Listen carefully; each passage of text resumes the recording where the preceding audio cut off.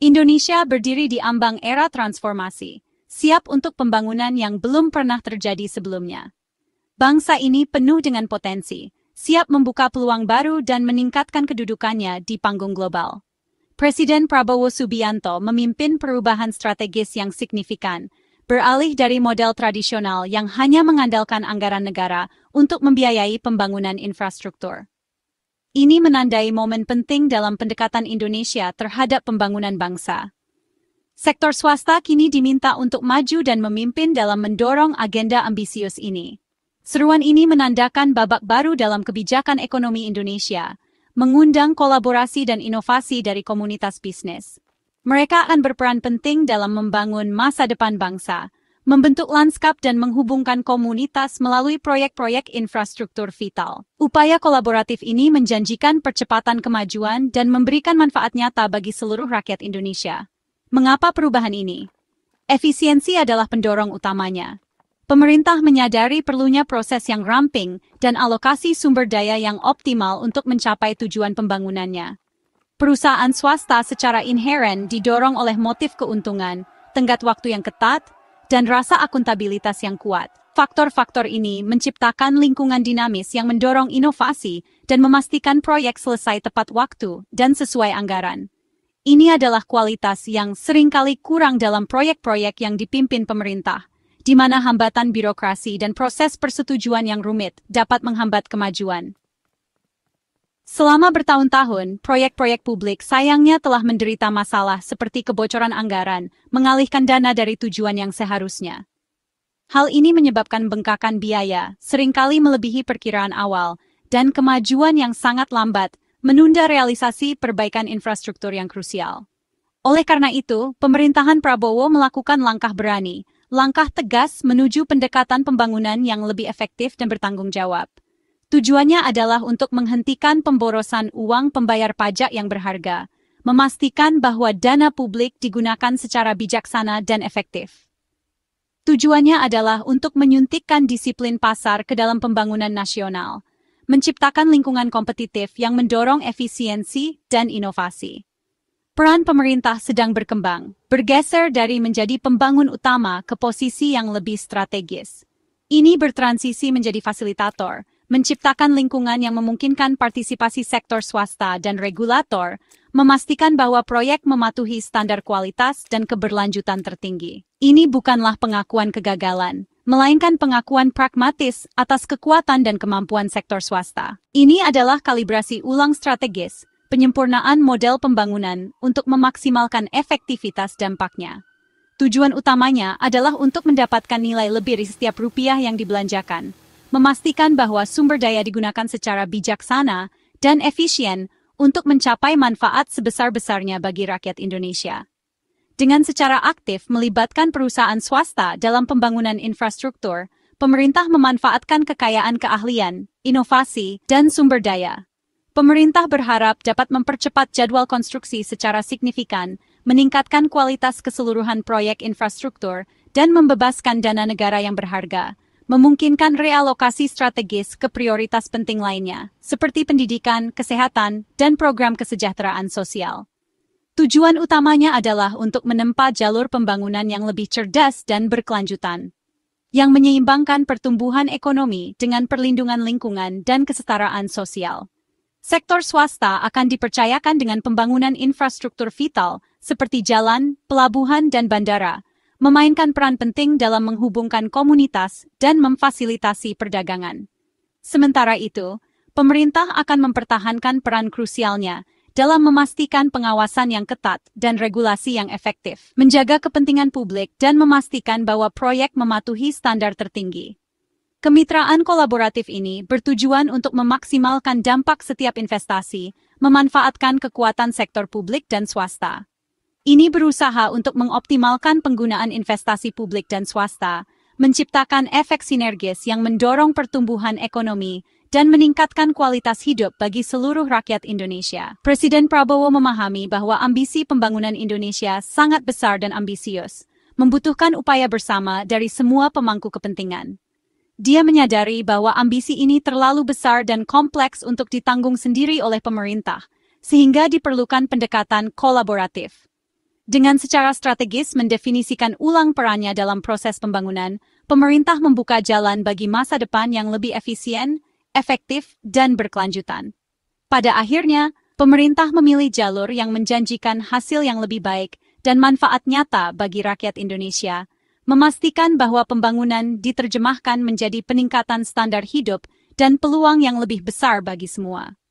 Setiap rupiah, apakah itu berasal dari kas negara atau investasi swasta, kini harus bekerja lebih keras dari sebelumnya untuk berkontribusi pada masa depan bangsa, mendorong kemajuan dan kemakmuran bagi generasi yang akan datang.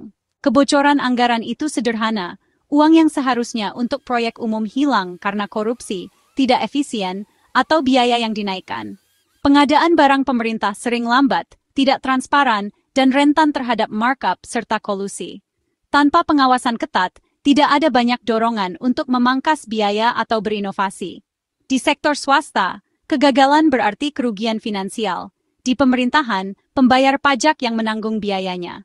Setiap rupiah yang hilang adalah kesempatan yang terlewatkan untuk sekolah, rumah sakit, atau usaha kecil. Pergeseran Prabowo ke keterlibatan sektor swasta adalah upaya langsung untuk menambal kebocoran ini. Efisiensi bukan lagi pilihan, itu adalah persyaratan untuk kemajuan nasional. Mari kita bahas sesuatu yang benar-benar mengejutkan. Bayangkan skala operasi pemerintah yang sangat besar, departemen yang tak terhitung jumlahnya, dan tumpukan dokumen yang tak ada habisnya. Sekarang, coba pikirkan ini. Pemerintah pernah menghabiskan 44 triliun rupiah yang sangat mencengangkan. Itu adalah jumlah yang hampir tidak bisa dipahami oleh orang kebanyakan. Dan untuk apa jumlah sebesar ini dihabiskan? Alat tulis kantor. Kita bicara tentang pulpen dan kertas, perlengkapan kantor yang paling dasar. Jumlah yang setara dengan proyek infrastruktur besar, seperti membangun jalan tol baru, jembatan, atau bahkan rumah sakit. Pikirkan potensi manfaat yang hilang, pembangunan yang terhambat, semua demi alat tulis. Ini bukan hanya tentang potensi korupsi, meskipun itu tentu saja menjadi perhatian. Ini tentang masalah sistemik. Sistem yang menoleransi, dan bahkan tampaknya mendorong pemborosan dalam skala yang mengkhawatirkan. Masalah ini berasal dari proses pengadaan yang terfragmentasi dan kurangnya pengawasan yang efektif. Kegagalan-kegagalan ini membuat inefisiensi kecil membengkak menjadi biaya besar yang tidak berkelanjutan. Sektor swasta, yang didorong oleh keuntungan dan efisiensi, tidak akan pernah menerima pemborosan yang terang-terangan seperti itu. Setiap pembelian diteliti dengan cermat untuk nilai dan kebutuhannya. Tagihan alat tulis yang sangat besar ini berfungsi sebagai peringatan. Sebelum kita bahkan bisa berpikir untuk membangun lebih banyak jalan tol, kita harus terlebih dahulu memperbaiki masalah mendasar tentang bagaimana kita membelanjakan untuk hal-hal dasar. Salah satu solusi potensial adalah mengalihkan proyek dan tanggung jawab ke pihak swasta. Sebagai cara untuk melewati inefisiensi yang sudah mengakar dalam sistem pemerintahan.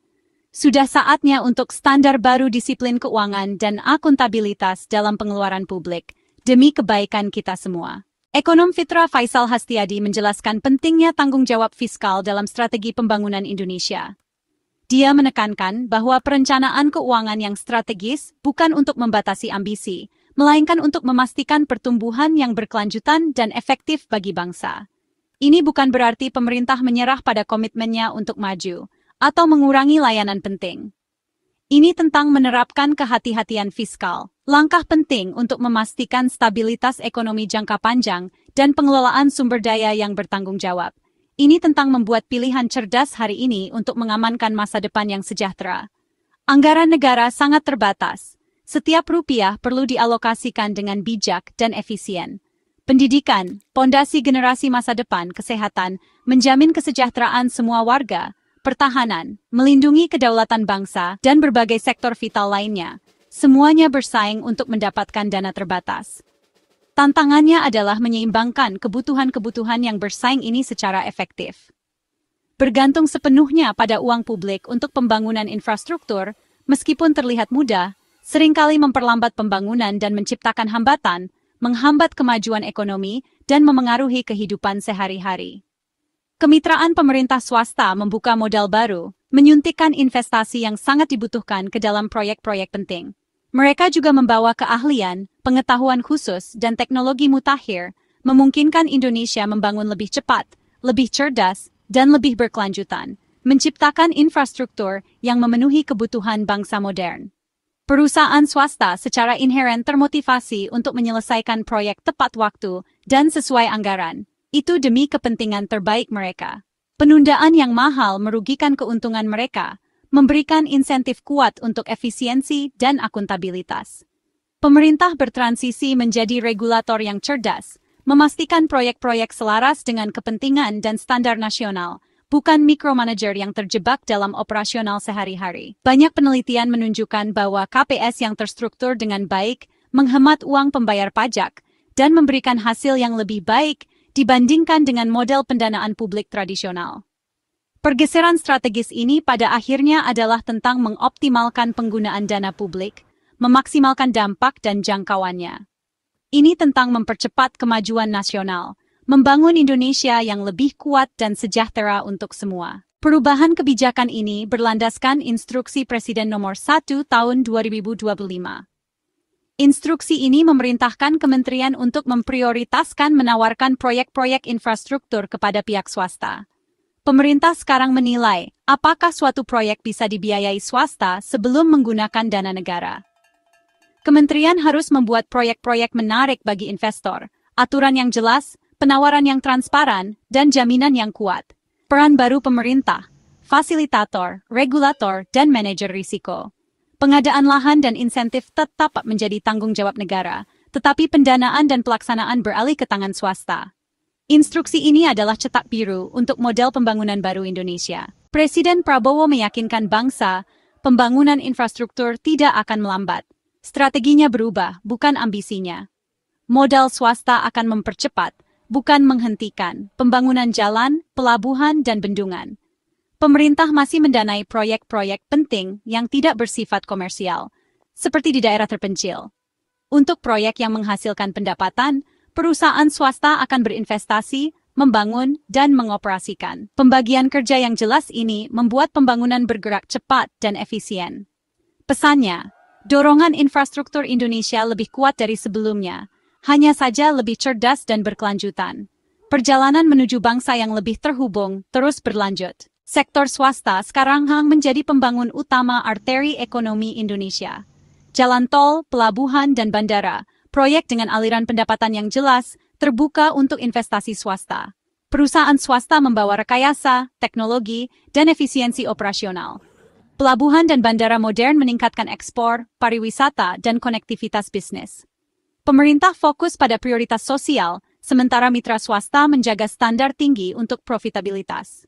Kemitraan ini menyuntikkan budaya pelayanan dan efisiensi ke dalam infrastruktur nasional. Hasilnya, tulang punggung yang lebih kuat untuk ekonomi dibangun dan dikelola oleh tangan-tangan yang cakap. Sumber daya pemerintah dibebaskan untuk kebutuhan mendesak lainnya. Mengalihkan dana infrastruktur ke sektor swasta bukan hanya soal ekonomi, tapi soal rakyat. Dana negara yang dibebaskan akan mendukung kesejahteraan sosial, makan siang gratis untuk siswa, layanan kesehatan yang lebih baik, dan pendidikan yang lebih maju. Lebih banyak uang dialokasikan untuk puskesmas, pelatihan guru, dan obat-obatan yang terjangkau. Jaring pengaman sosial diperkuat, membantu masyarakat miskin, mendukung usaha kecil, dan memastikan ketahanan pangan. Pemerintah membangun jembatan kesempatan bukan hanya beton. Ini adalah pertukaran strategis untuk masyarakat yang lebih seimbang dan inklusif. Peningkatan efisiensi dari keterlibatan swasta berarti manfaat nyata bagi jutaan orang. Tujuan utamanya, Indonesia yang lebih sehat, lebih cerdas, dan lebih tangguh. Langkah Presiden Prabowo untuk infrastruktur yang dipimpin swasta adalah sebuah lompatan maju bagi Indonesia. Ini mengatasi ketidakefisienan dan kebocoran anggaran, menetapkan standar baru untuk pembangunan. Pemerintah menjadi fasilitator yang cerdas, berfokus pada kesehatan, pendidikan, dan pengurangan kemiskinan. Para ahli setuju ini adalah strategi yang sehat secara fiskal, bijaksana secara ekonomi. Sektor swasta membangun jalur utama negara. Pemerintah berinvestasi pada rakyatnya. Sinergi ini menjanjikan bukan hanya infrastruktur baru, tetapi masyarakat yang lebih adil dan makmur. Dengan bekerja sama, Indonesia dapat membuka potensi penuhnya untuk generasi yang akan datang.